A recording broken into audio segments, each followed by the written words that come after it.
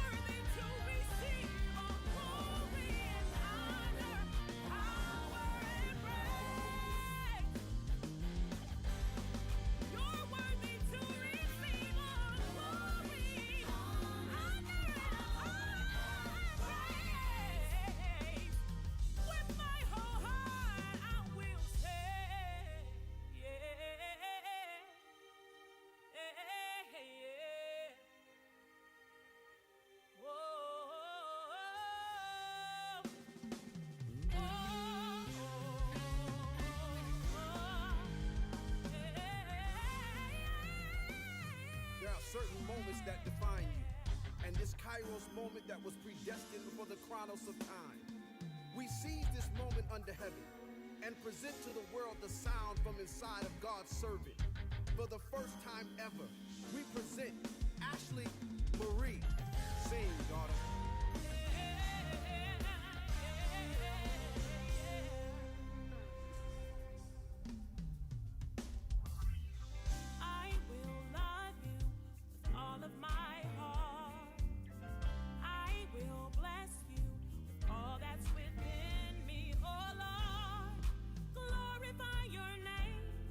Check.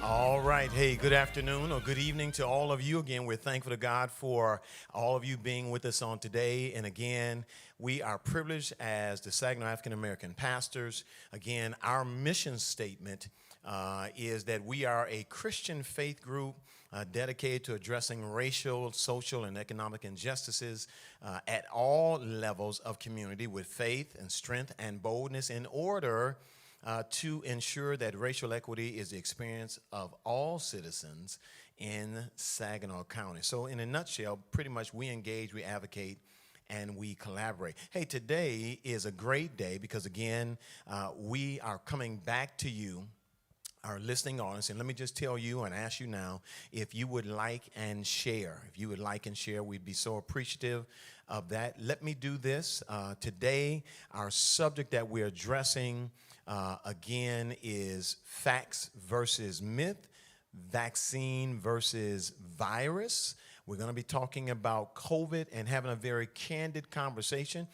We have some of the best authors or those who are in authority who can speak to this on today, and we're grateful to them. But let me do this. Let me, first of all, have them introduce themselves, starting with my left. We're going to have, again, introductions, Trinell, starting with my left, so that, again, we will know who our panel is. and then we'll be ready to move forward. So starting directly here to my left. Good afternoon. My name is Dr. Brenda Coughlin. I am a family physician, and I am the president and CEO of Great Lakes Bay Health Centers. Thank you very much for inviting me here. I am Bishop Larry Camel, the senior pastor of the New Birth Missionary Baptist Cathedral, also the CEO of Parishioners on the Patrol right here in the community of Saginaw, Michigan. Glad to be here today. And then here on my right, again, we'll have a brief introduction, then we'll be ready to get some work done. Hi, my name is Craig Weeks. I'm one of the family physicians at Great Lakes Bay. And I'm Reverend Dr. Dennis LaFoon, pastor of Bethel African Methodist Episcopal Church here in Saginaw. All right. So again, thanks to all of you for being here. Bishop Camel and Dr. Foon are members of the Saginaw African American Pastors. And again, we're grateful that they're here, not only in support of this, but again, today is a very unique day because, again, Bishop Camel is going to share a little bit about his walk with COVID. So again, if you can, those of you that are listening, a couple things I need you to do, like and share. And then secondly, let's make sure that our volume is where it should be. So if it's not, kindly put that in the chat so that we can make adjustments. I think we should be good. But we're going to take a moment now and have Bishop Camel share his walk, his experience with COVID. And then following that, we've got, again, some work ahead of us. We're going to be asking questions of Dr. Coughlin and Dr. Weeks. And you can participate.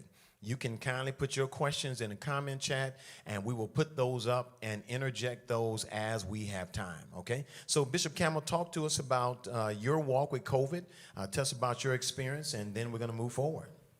First of all, I want to thank God for his grace and mercy who healed me from COVID.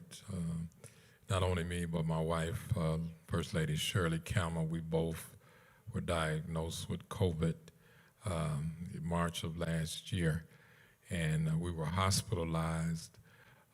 She was hospitalized first, diagnosed with COVID. As I watched her in the hospital, and they said, "You got the virus." And she said, "Well, you go home and you quarantine." I was feeling fine at that time, but 10 days later, she was in the hospital. She was on a ventilator, and she was struggling, and then all of a sudden it hit me. Wow. On the 10th day. My daughters came over, and it started to cause me to be hard, struggle to breathe. And I went to the hospital, and they diagnosed me with pneumonia. I never had pneumonia in my life. And so they kept me in the hospital for 15 days. Wow. And I was struggling, and I had to have oxygen every day. And the pneumonia was invading my lungs. And the doctor, Natoli, was my doctor, and he was my wife's doctor also. And he would come in every morning and check on me and tell me my progress. And they was watching my blood so that I get enough oxygen. And COVID is no joke. It is designed to kill you. And thanks to the grace of God, I was able to have his mercy. And I struggled, and the pneumonia, they kept an eye on that. One of my lungs had began to fill up, with fluid. And they had to give me a lot of IVs. And eventually, I started to overcome it and started to get better. And during that time, my wife had got released from the hospital. And so they said, "Well, I'm not going to let you go home with oxygen. We want to get you off the oxygen. You have to, work on your lungs and expand your lungs and exercise your lungs." And they kept giving me the IVs, and I got better. And they started to design a day for me to go home. And they said, "Well, Mother's Day, we're going to look at you going home, And I was, my heart had got happy that I was headed home, But I want to just stress the fact that COVID is real. And COVID is no joke. And people think that they can go without the vaccine and that they'll be all right. But if you ever get the virus, your body is going to react in certain ways, and it attacks your body. And thank God I was not a smoker or a drinker. It would have been a lot worse, you know. But the medicine they were giving me was working in my favor, and I was able to overcome the virus. And I got home, but it still was a struggle. My body had gotten weakened, and I was having trouble going to the restroom and walking, and I was shaky, you know. And eventually I started to get my strength back. And I thank God that I was able to overcome the virus. And my wife, she became better, and now we're back running the ministry and doing things, and we do outreach, and we hope that more people will listen to our testimony and get the virus. I mean, get the shot. The virus versus the shot it's no joke. I mean, it's for real. And I just want to stress that today, that I thank God that I was able to overcome it, but a lot of people didn't. Yeah. And I want to stress that fact that our community got to take this real serious. I got people that don't want to take the shot, but they don't know what's ahead of them. Right. You know, so I want to encourage everybody to get vaccinated, and get your life in order. Okay. You know, if I could ask you one question, Bishop Cameron. So you took ill in March it was last year, right? Yeah. And how long were you ill? How many days were you ill? I was in the hospital 15 days. Okay. But it took And how long do you think it took you before you fully recovered? Oh, it took over 30 days, you know. And I was struggling to get my strength back, you know. And I started to walk and things like that, and taking vitamins. And they gave me a regimen of pills that I had to finish. And when I finished those, you know, I started to recover and get my strength back and my wind back, and being able to preach again and being able to be active again. But it took a while. It took a couple of months. And it's no joke. I want to say it real seriously that COVID-19 is designed to kill you, you know. And I think it's critical as a segue into our discussion on today. I think people seriously need to understand at the end of the day, the purpose of this dialogue today really is to be very candid with people, very open and honest, because I think at the end of the day, people need to understand that regardless of what you have heard out there today, we're going to have experts lay out facts for you to help you understand the seriousness of this virus and its impact in our community. I just heard an interesting statistic, and you can correct me on it. It's my understanding right now that as of today, there are more people that have died of this virus than of the virus that they had in 1918. And that says a tremendous amount. Absolutely. And so, you know, what I want to do now, just kind of yield the floor. Again, thank you, Bishop Campbell, for sharing with us. We're going to be doing a couple things over the next couple of weeks. We've got 2 more segments coming. Next week is really dedicated to survivors, those that had it and survived. We want to kind of give you an idea today of what that looks like. One of our very own, Bishop Campbell, and his wife ultimately ended up with the virus, and thank God they have survived. But this testimony is worth hearing. Now, we haven't heard his wife, but just hearing that testimony, I'm sure you can understand the struggle. You can understand what they endured, thinking that life was not going in the right direction. But ultimately, again, with the grace of God, we see God's healing power. He's here now, and we hear his words of encouragement. Take the shot, change your life. Now, I've got a phrase, and then I'm going to have Dr. LaFoon begin to ask our panelists some questions. A phrase that I say, so goes the health of the community, so goes the life of the community. It's a very important phrase. I hope that people will understand it. So goes the health, so goes the life. So with that, Dr. Laffoon, I know you've got a couple questions you want to ask, so let's just get into that and get some work done. Absolutely. Given that a significant number of people are curious, Dr. Coughlin, we'll start with you. In layman's terms, if you could, I know that you're a doctor. How do the vaccines work? Basically, the vaccines introduce into your body, which then gets put into your cells in your body, a protein that is on the outside of the coronavirus. So what happens is they tell your cell how to make it. Your cell makes the protein, puts it on the outside of the cell. And then your body recognizes that that protein is not normal, doesn't belong there, and it starts destroying it and learns to destroy it. So what happens is when you are exposed to coronavirus, your body has already seen that protein and it's already ready to take it out. So it's kind of like creating, so the vaccine gives you the opportunity to build a reserve army. So your army's ready to fight off that virus the second that your body sees it. So understanding that, if I can ask Dr. Weeks and then have you respond as well, Dr. Coughlin. So how do we know if COVID-19 vaccines are safe? How do we know that? That's a great question because it's a concern for a lot of people. I think the probably two different phases of how we know that it's safe is because before they approve anything, they do lots of safety trials. Initially in the lab, and then sometimes on animals, and then eventually in humans. So by the time it's reached human trials, it's already been tried many times before and known to be safe. And then we see real-world data after they start a vaccine series. They've done trials. The original trial data is now well over a year old, and so we have at least a year track record of safety data on these. And so that's all very reassuring to us.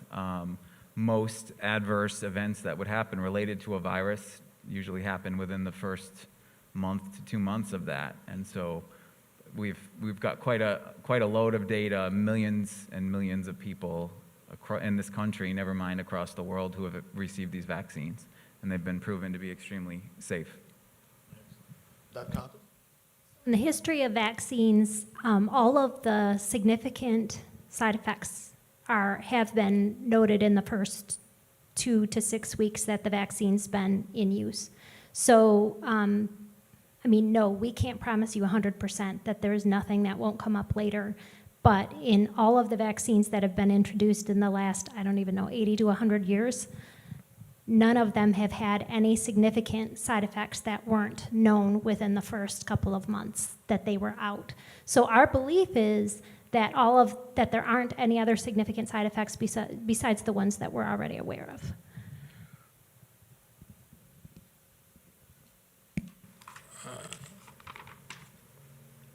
How do we know if the COVID-19 vaccines are effective?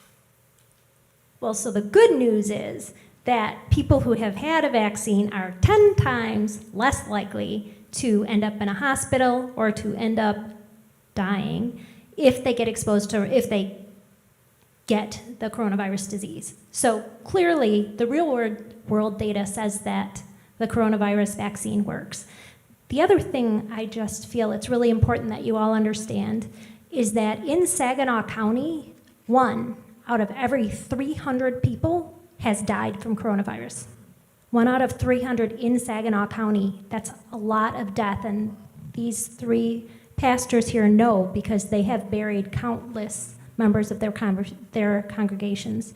The other thing that I think is important to communicate is that the reality is that we're going to have to deal with coronavirus disease for years. It may be here for the foreseeable future. So probably every one of us will be exposed to coronavirus at some point in time. The question is, how much defense do you want to have when you get exposed? Do you want to have antibodies ready because you were vaccinated to help fight it off? Or do you want to take a chance a gamble and hope that your body, you are going to be one of the ones who successfully fights it off and doesn't have the 10% chance of long-term effects that come from the coronavirus right now, and the possibility of death or serious problems. So the essence to that is that if you have the vaccine and you happen to get affected, it's going to work in your favor, not to be detrimental to you. Yeah, 10 times less chance 10 of dying. times less chance. No, that's great news. Yeah. It's significant.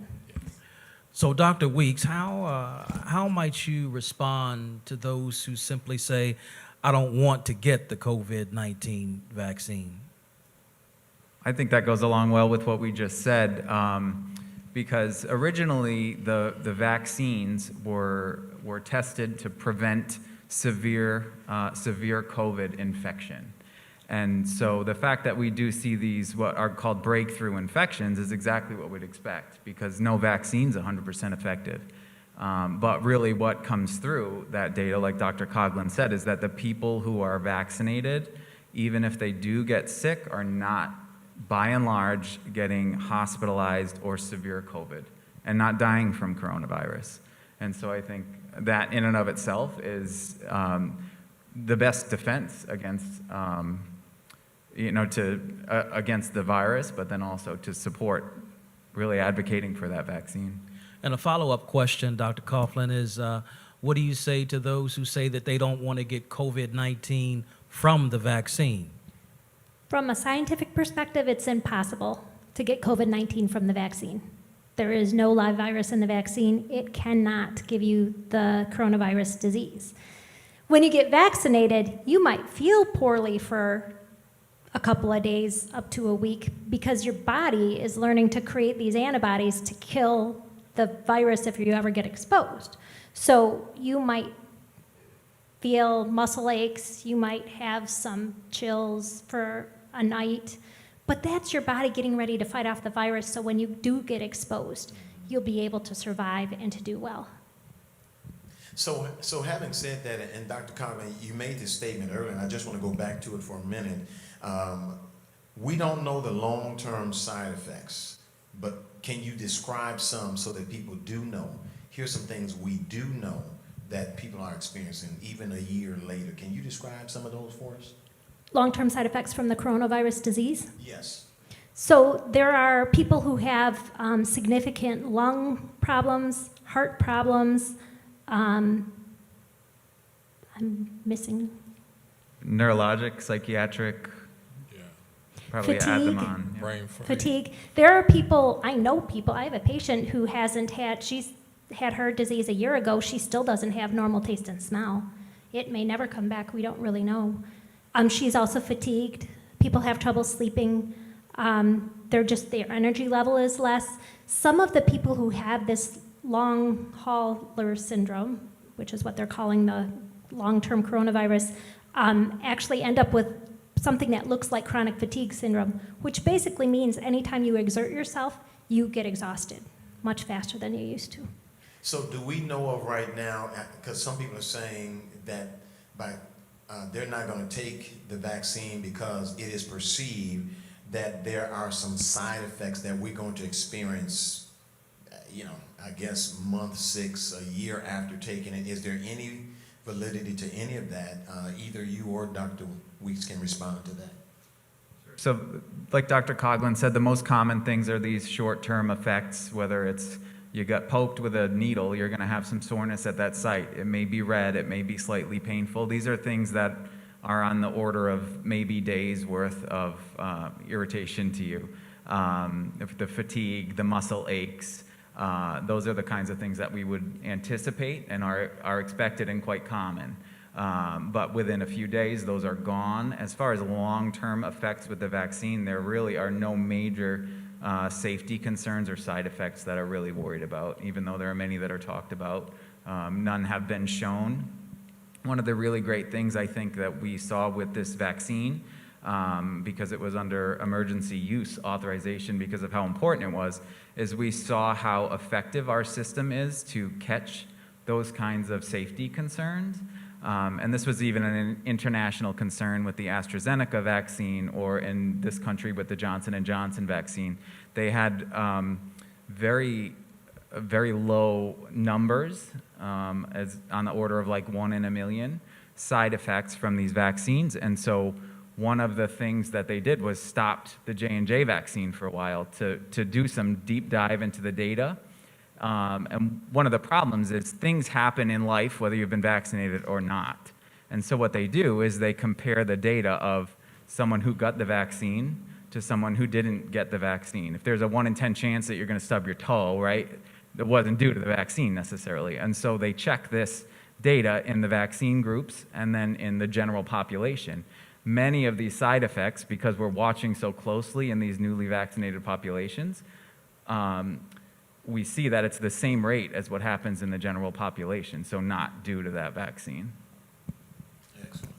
I would just like to add, just so people are clear, the coronavirus vaccine, the protein that gets introduced into your body actually eliminates within about 2 weeks. There's no piece of that vaccine that's left in your body about 2 weeks after you've gotten the vaccination. So long-term side effects, it would make sense that there wouldn't be other long-term side effects. But like we said, this has only been around for a year.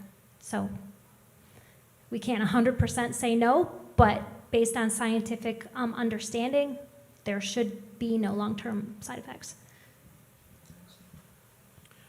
So this is a question, again, for both of you. Feel free to respond.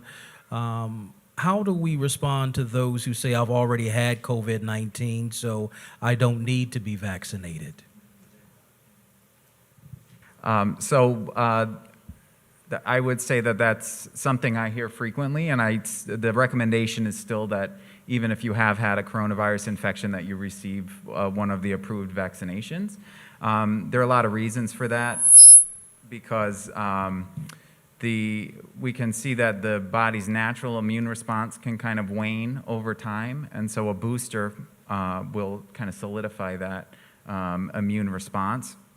It makes you less likely to be reinfected, and so there is still that recommendation that people be vaccinated even if they have had the coronavirus.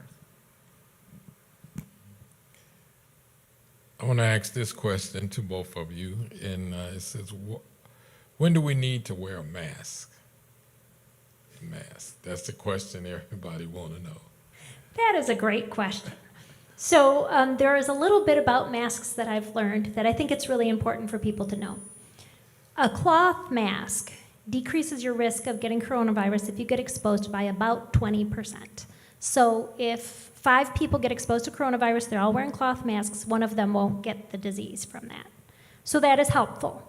If you're wearing a paper surgical mask, like the kind that Dr. Weeks has on, the risk of getting the disease is decreased by 40%. So 2 out of those 5 people wouldn't get sick, which to me is significant. I don't want to get coronavirus ever, so I think that's significant. If you have an N95 mask, which is the kind that really decreases the airflow back and forth, that risk goes down to 90% decreased rate of getting coronavirus. So 9 out of 10 people wouldn't get coronavirus if they were exposed if they were wearing an N95 mask. So the question about when you should wear masks really becomes a question of your risk tolerance. And that's what this whole virus process is becoming at this point in time. Coronavirus is in the community. People are walking around with it. Probably all of us will get exposed at some point in time, unless it goes away quickly, which there is no evidence that it will. So if all of us are going to get exposed, if you can protect yourself when you're in a situation where it's likely to get exposed, you should wear the mask. You have to make your own choices. So you may choose not to wear a mask when you're in a family gathering and you know that everyone's vaccinated and you know that they're careful with what they do. If you're in a location where there are a lot of people and they're going to be close to you and it's likely that some of them aren't going to have the vaccine and could be infected, then you should consider wearing a mask to keep yourself safe. It's really about how close you're going to be to people, how long you're going to be close to them, and if they are likely to have been vaccinated or likely to have been exposed. So the rates of exposure right now in Saginaw County are pretty high. The chances that someone, I'm trying to remember what it was was it 1 in every 500 people? I think it was 1 in every 500 people had tested positive in the last week. Something like that. It could have been 1,000, but it's a lot more than you, like, okay, so if it's 750 people, how long does it take you to get around 750 people? If you go to a football game, and you go to a graduation party, and you go to church, you probably hit 750 people. It's good to know. The CDC, I think that the risk tolerance for an individual is really what would decide whether someone wears one. I wear one all the time, so you can always count on one in the room. The CDC does have some guidelines about when masks are recommended and when they're not, but again, it's your risk tolerance. For unvaccinated individuals, really anytime you're outside of your kind of cohort, your quarantine, your family, really you should have one on. As far as vaccinated individuals, the recommendation would be that if you're in kind of a highly concentrated area indoors in an area with high transmission, which I would consider our community to be, the recommendation is to wear one. But different businesses will require you to wear one, and then you have to, and all public transportation, I think, is still required. So there are some hard stops of when you won't be allowed somewhere if you don't have a mask on, but I think the rest of it is basically your tolerance for risk. So, Dr. Coughlin, how might you respond to women who are concerned about the vaccine hurting their fertility? That is, I understand, a very real concern. I did some research in the resources that I have to try to understand that risk, and from all of the data that I can find, there have been at least 5,000 women who've been documented to get pregnant after being vaccinated with coronavirus. And when they look at the percentages, it looks like there is no decrease in fertility rate, and there is no increase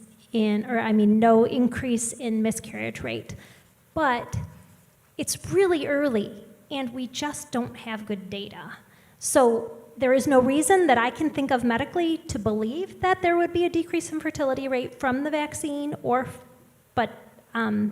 there's no evidence that I can find. Dr. Weeks, do you have anything to add to that? I would agree. The organization of obstetricians and gynecologists have done quite a bit of research on this, and they've released a consensus statement that none of the data they've looked at supports the fact that there's a difference. Again, this goes back to the safety data. They did. This hasn't been specifically studied, like Dr. Coughlin said, but the data that was seen even from animal trials on some of rabbits that were pregnant, there were no issues with fertility. So all the data that we have, the best theoretical, there are really no theoretical concerns even that it would affect fertility. So as yet, we've seen no evidence of that, but they are monitoring. There's a pregnancy registry for people who have been vaccinated and became pregnant, and so this will be monitored in the long term. I think that's, go ahead, Dr. Conlon, you want to respond to that? Go ahead. Yeah, thank you. The other side of that is that we do know of multiple people in pregnancy who have gotten coronavirus and had very serious diseases and serious risks to themselves in their pregnancies.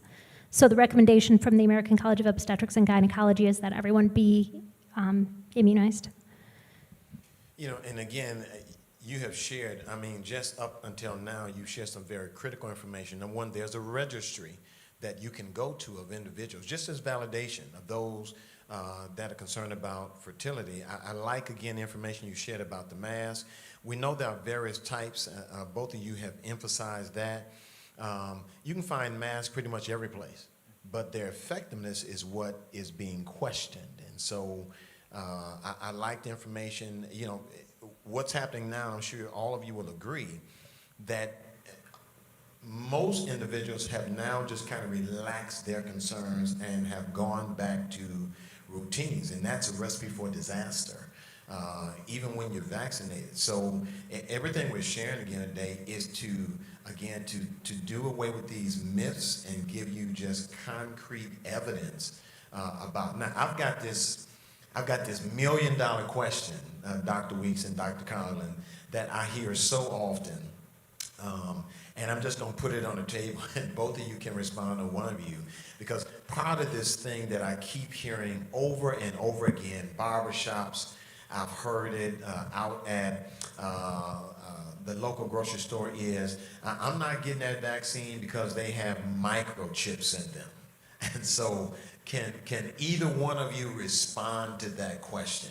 I'm not getting it because they're going to inject a microchip in me to follow me wherever I go. So anybody want to respond to that question?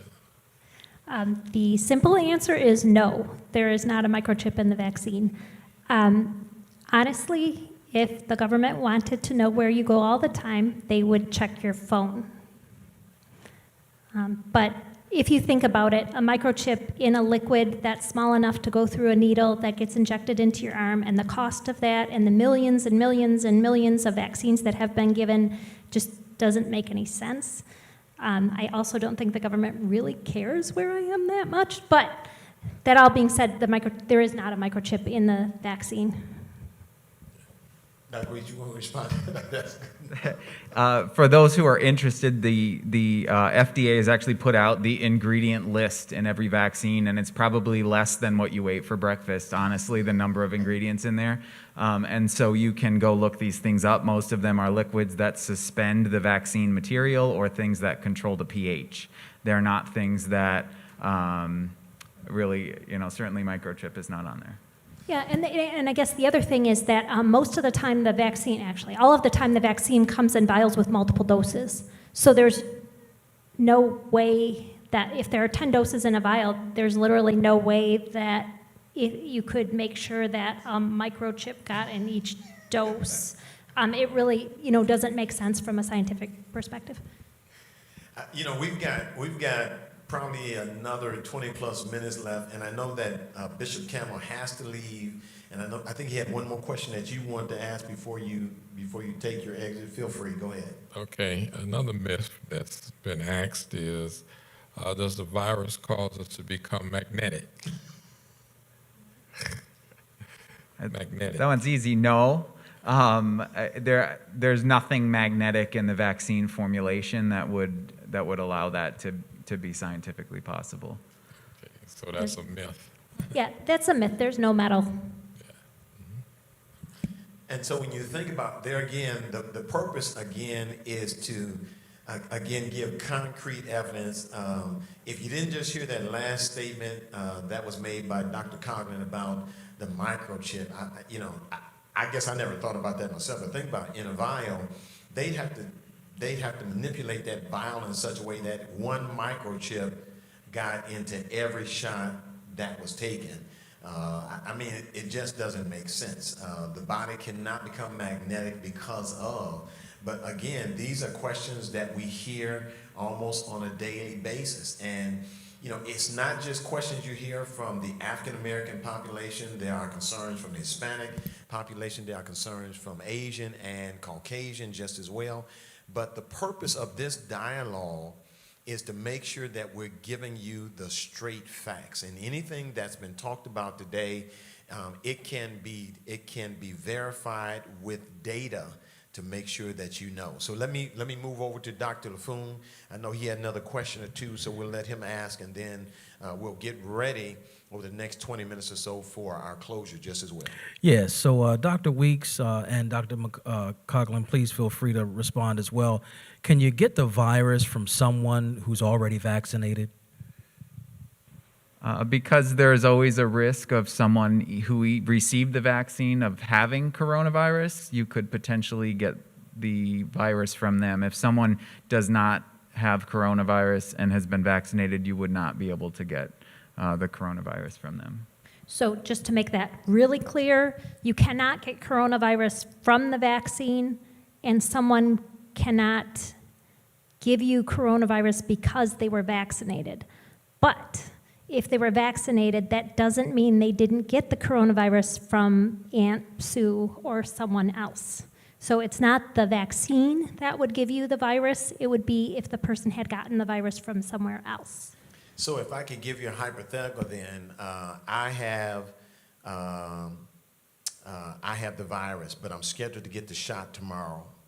The shot didn't cause it. And even though I got the shot, because I was infected already, I then pass it on to those individuals. Now, even if I get the shot tomorrow, it's not going to counteract it. It's already in my system. And I think sometimes people misunderstand that. I have had individuals who were scheduled to get the shot, but prior to that, unknowingly had the virus already.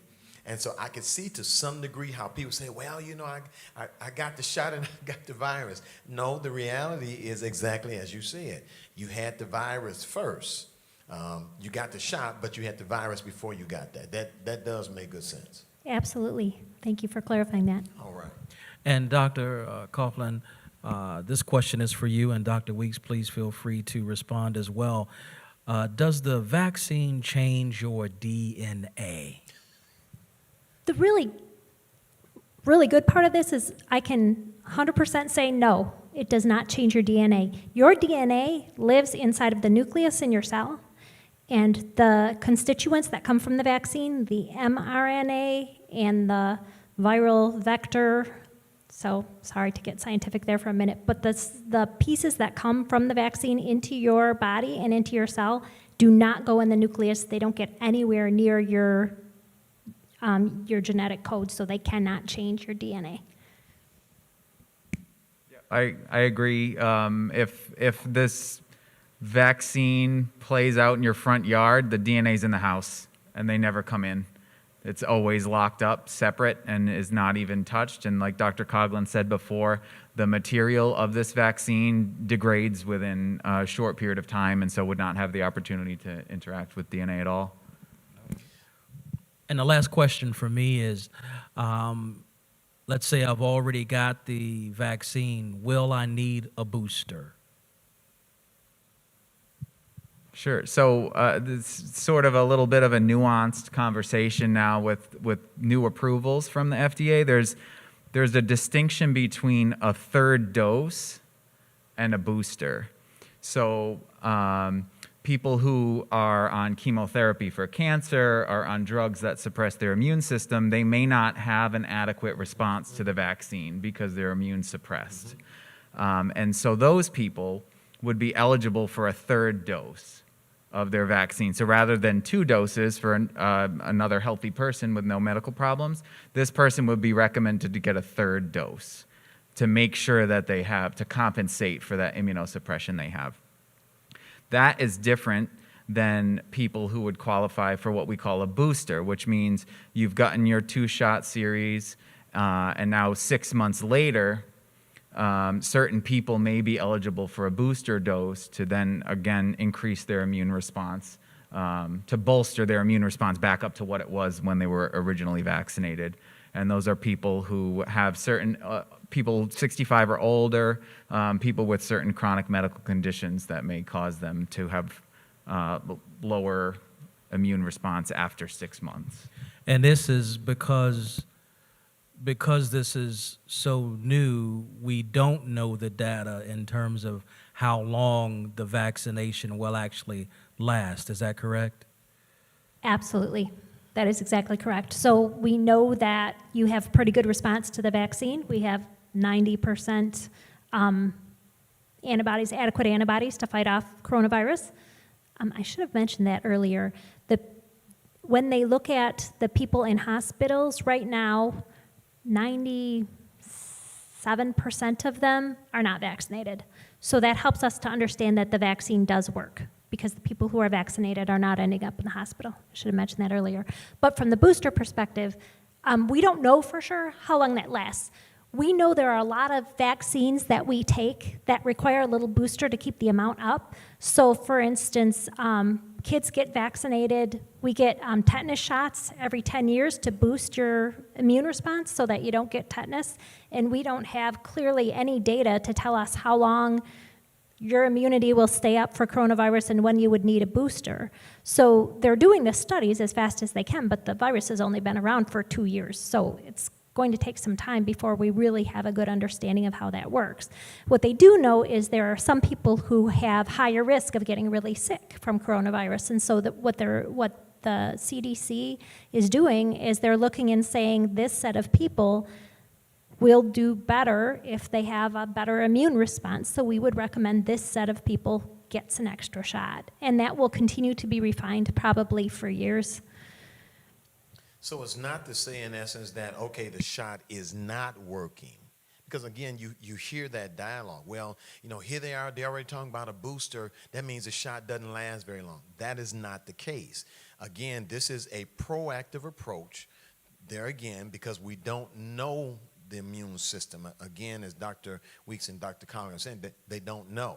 So the safe side, to err on the side of caution, is to make sure that we get a booster to ensure that it will, again, give us strength. And so let me throw one question out there just so people understand. And then if our production crew, if there are questions that that individuals are throwing out, please make sure you can put those on the screen.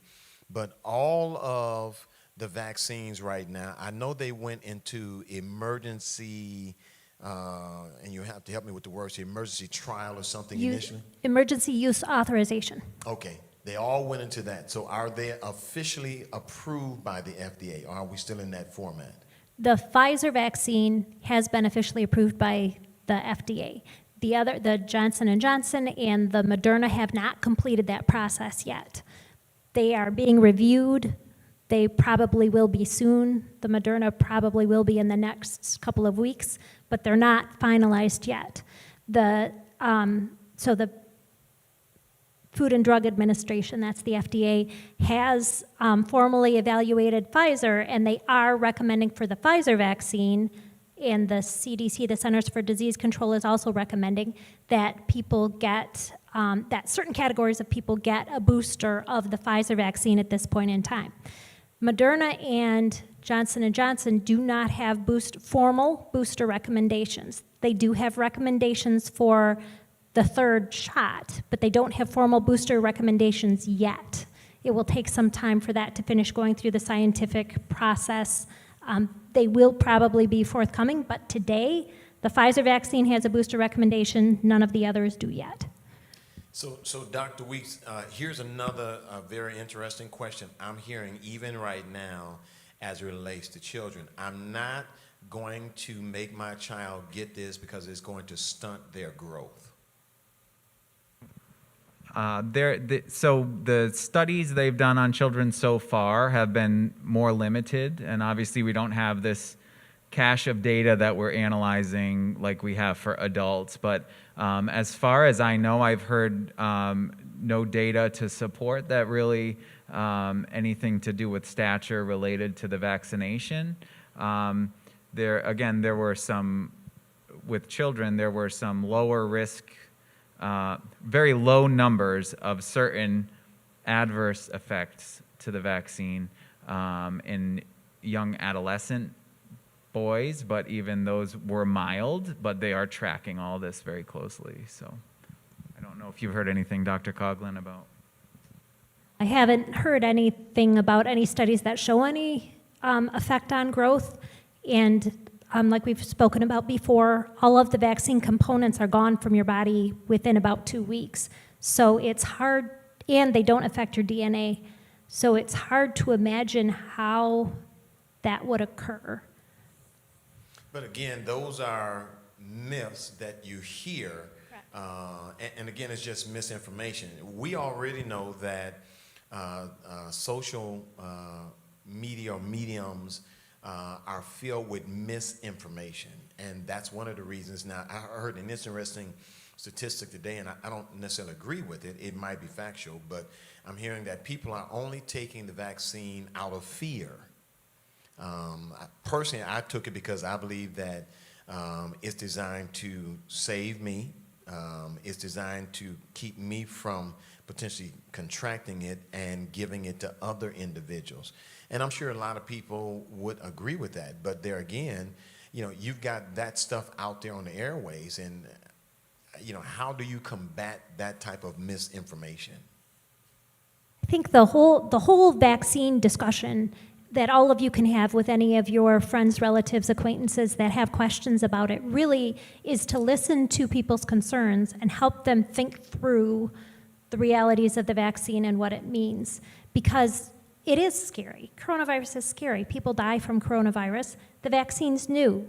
No one knows what happens 10 years after you have the vaccine because no one's had the vaccine for 10 years.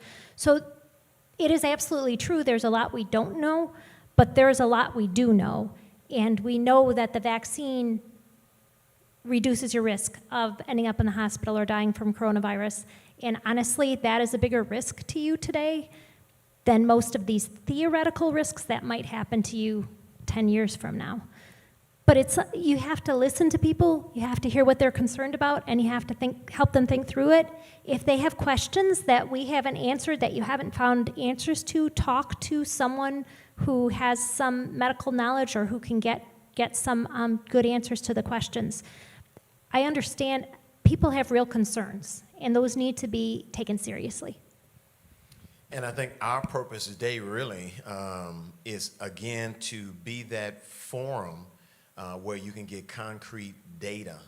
That's why we have Dr. Weeks and Dr. Coughlin here. Again, the purpose is so that we can make sure that questions are being answered. Again, these are two very valuable resources. Great Lakes Bay Health Centers, is very instrumental in this community in terms of testing, in terms of making sure that the vaccine is given. And so they've done a phenomenal job. I would actually say that they provide the leadership in this county in terms of making sure that there was testing and that, again, individuals of all stratas, economically as well, have been able to get the vaccine. The next phase, again, for those, and it has been talked about, is the booster, and that's still a conversation that needs to happen. The conversation about children getting the shot, that's still to come. Here's a question here, and let me see if I can read it. During the conversation, I've heard the terms virus and disease in reference to the COVID. Can someone clarify the difference between the terms virus and disease? Are the terms being used simultaneously? Yeah, so that's a good distinction to make. I think probably what you hear in general conversation is that they would be essentially the same thing. The virus itself, just like the flu is caused by influenza, if you ever see SARS-2-CoV, that is the actual virus name for the virus that causes coronavirus. COVID means coronavirus disease. And so that's the actual symptoms. I am sick with COVID. I have a cough. I have fevers. I have chills. I'm in the hospital. I can't breathe. That's COVID. And so that's I think in general, yes, they're used interchangeably, but COVID specifically refers to the disease, which is why, again, these vaccines were intended to prevent COVID, severe COVID, which is the disease. And they also do this cool thing that they prevent you from getting infected too. But really, the fact that people are not getting admitted to the hospital and dying from coronavirus disease after they've been infected really speaks to them doing 100% what we wanted them to do. And so, again, to that effectiveness of this vaccine. Can I ask a question? And while they're putting up additional questions there might be, how does Saginaw or Saginaw County, our population, how do we rate compared to the rest of the state of Michigan? Are we contracting it more? Are we dying more? Can you shed any light on that, Dr. Coughlin or Dr. Weeks? I keep track of the coronavirus statistics for our whole Great Lakes Bay region, the state of Michigan, the United States, and the world on a daily basis. And to tell the honest truth, Saginaw is has the highest mortality rate for coronavirus of the statistics that I keep, which are, local statistics, right? That's what I care about is our region. So in Saginaw, we are still running roughly 2.8 or 3% mortality rate from people who've been diagnosed with coronavirus disease, which is higher than the United States runs. It's higher than a lot of places run. It's a reality, yeah. And that's based on our population. Correct. And so, again, people need to understand, when you think about it, that's alarming. As Dr. Coughlin started out, I think you initially stated 1 in 300, and that's very critical. So you're going to come in contact with someone. Our question at this point is, is there a way that, again, we can get the community to understand the urgency of getting vaccinated so that our community can eventually, now there's a term that we use, Saginaw African American pastors, called community immunity. We share that. I think that's critical. That's our goal, immunity for the entire community. Here's a question. It says, is there still an imbalance in the exposure to African Americans as it was in the beginning of this? And if so, what are the latest statistics? The statistics are a little bit difficult to read because in Michigan, there is a large proportion of people who are diagnosed with COVID disease that don't have not defined their race or their ethnicity. So if you look at cases in Michigan, you'll see there's a chunk, it's like 40%, that don't say whether they're African American or Hispanic or Caucasian or Asian. It doesn't say, it says unknown. Okay, when a person dies and they end up being a death statistic, then we know what race and how ethnicity, how people are defined. So it's hard to look at the data because it's hard to look at those statistics. So if I say, if you look at the numbers, there's a disproportionate number of African American and Caucasian people who die from coronavirus versus the percentage that are positive, but that's because that 40% that we didn't know, now we know. So they just went into one of the categories. So I know that's a really not very clear answer to that question, but as far as I can tell, and the last time I ran the specific Saginaw data, which I haven't done in a little while, the mortality percentage was pretty equal in different ethnicities and races in Saginaw the last time I took a close look at it. Have you looked? Okay. Can I ask Dr. Weeks? Can you help people understand asymptomatic? What I hear that a lot, that there are a lot of people that have the virus but don't know they have it. Is that factual? Is that something that people are making up? Are people actually walking around with it right now, unaware that they have it? I mean, can you help us with that? Yeah, that's definitely a true thing that we see clinically, and it's certainly something people to discuss. We talk about asymptomatic and minimally symptomatic, meaning asymptomatic means someone has no symptoms that we typically associate with COVID. So they're just walking around, not tired, nothing wrong. Minimally symptomatic could be somebody who has allergies, who has the sniffles, and takes some extra Claritin or something like that. So that's why we still encourage people to get tested, even if you're saying, it's just allergies. You want to make sure that you're taking it seriously because of your potential to transmit that to other people. But definitely we see asymptomatic. We don't see them. That's the problem.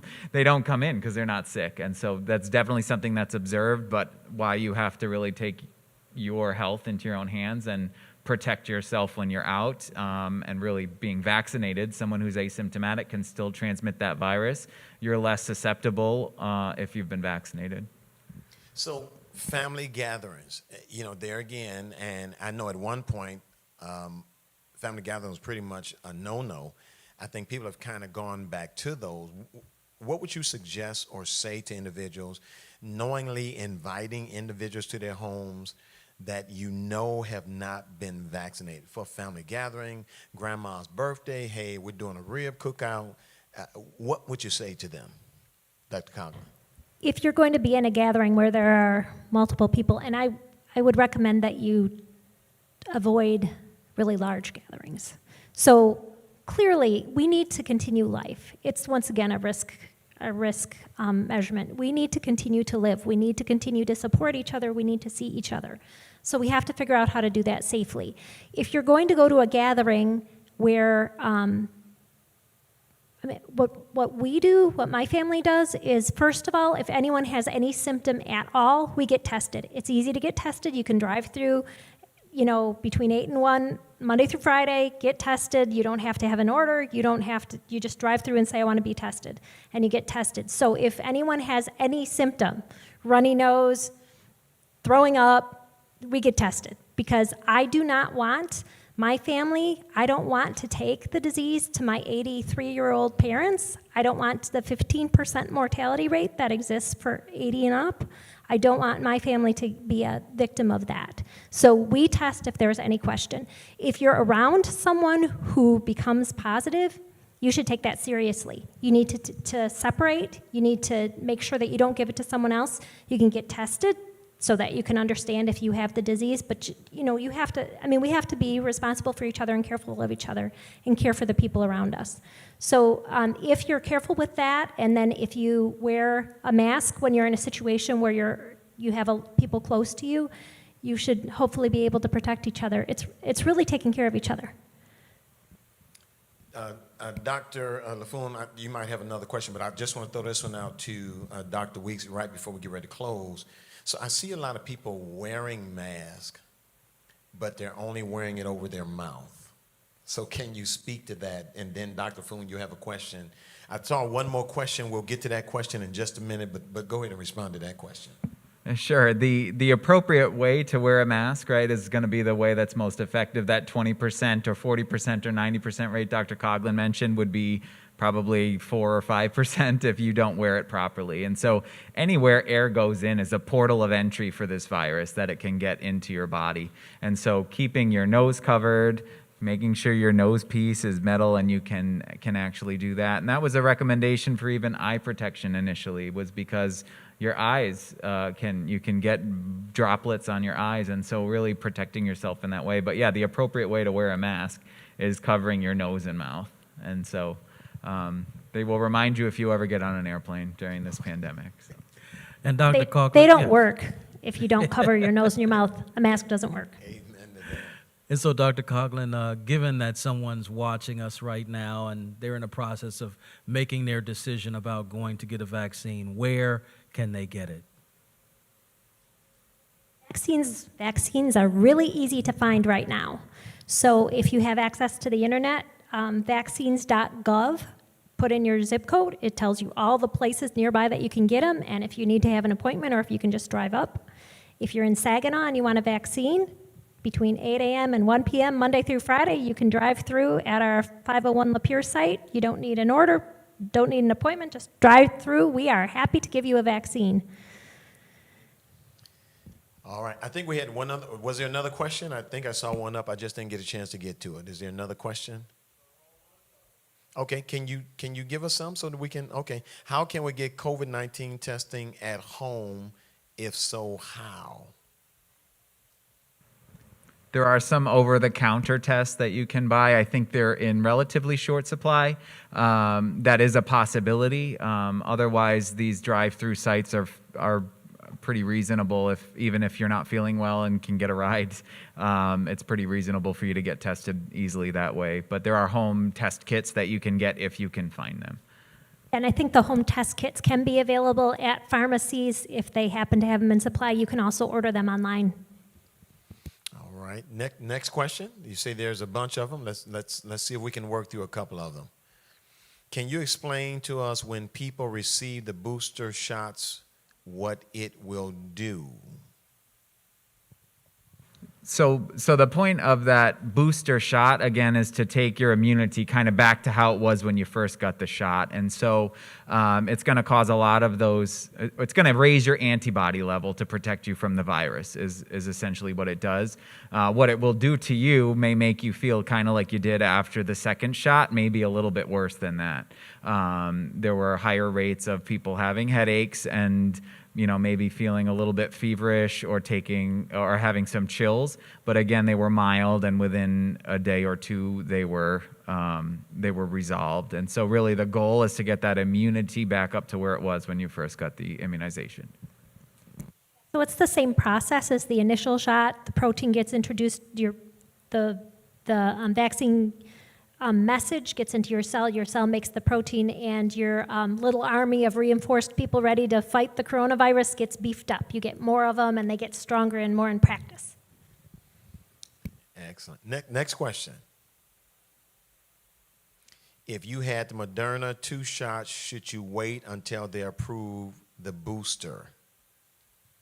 That is the formal recommendation at this point in time, that if you received 2 Moderna, you wait until they've approved the booster and get the Moderna. If you received Pfizer, they're recommending you get Pfizer. If you received J&J, they're recommending you wait until J&J is approved to get the booster. That being said, if you don't have access to the other one, you can get, so if you were immunized with one and you can only get a different one, you can do that. But when I told you that you're going to beef up your army, if they're getting a different exposure than the first time, it doesn't give them the opportunity to beef up as much because it's not the same thing they saw before. And so at the end of the day, I think we've got one more question. Okay. All right. So again, I want to ask one more question before we close out. So cross-mixing the vaccines, is it still effective or not? I think it's not been studied, so we try to recommend things we have data for so that we know it's actually productive to do that. If you got either the Pfizer, if you got the Pfizer and the only thing you could find was a Moderna shot, which really isn't reality because there's so much vaccine everywhere, right, it would be acceptable according to the CDC and FDA to get that. So you complete the vaccine series, but again, if you're not kind of training your system in the same way, you may not have that same effective response that we know from data actually works. You know, it's been, again, a great conversation. Again, I want to thank you, Dr. Weeks and Dr. Coughlin, again, for taking time out of your busy schedule to be with us. Keep this in mind. October the 5th is going to be a very powerful, just like this one was, a very powerful panelist. We're going to have survivors of COVID. They're going to be here to tell their stories. They're going to be here to share that with us. So you don't want to miss that. It's going to be about an hour just like this one. And then October the 12th, we're coming back again, and we're going to hear from the Hispanic and I believe the African-American community in terms of their concerns, their fears, but also, again, some of their stories as well. You don't want to miss either one. They're going to be just as powerful as today. I truly hope that you have gained some knowledge based on the conversation. I'm sure Dr. Weeks and Dr. Coughlin be more than willing to, again, share additional information on behalf of the Saginaw African American pastors. And again, let me thank New Life for being our host site on today and the New Life family. For all of you that have tuned in, there again, you can see the dates for the next session. You don't want to miss them. But again, thank you, Dr. Coughlin. Thank you, Dr. Weeks, for sharing. Thank you, Dr. LaFoon. Again, Bishop Campbell had to leave early. But again, we thank you for some great questions. And thank you. We didn't get all the questions from you today, but hold on to them. We'll respond to them in the next couple weeks. Trinell is making me aware that on October the 7th, there's going to be a job fair from 5 to 7 p.m. I think that's going to be at Victorious Believers. And so that's October the 7th. So you don't want to miss that. If you're looking for a job, you certainly need to be a part of that just as well. Well, hey, again, thank you, our Facebook audience. Again, thank you, Jill and the crew at Great Lakes Bay Health Centers. Again, Saginaw African American pastors, Dr. Coughlin, Dr. Weeks, Dr. LaFoon, Bishop Campbell, and thank you. We appreciate your time today. It's our prayer that you'll be safe, that you'll sanitize, that you'll mask up, and obviously continue to maintain social distance. God bless you. That is our prayer.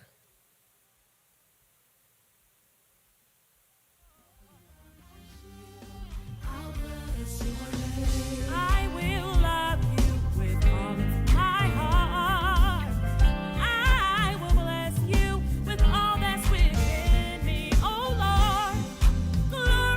Jada back there, can she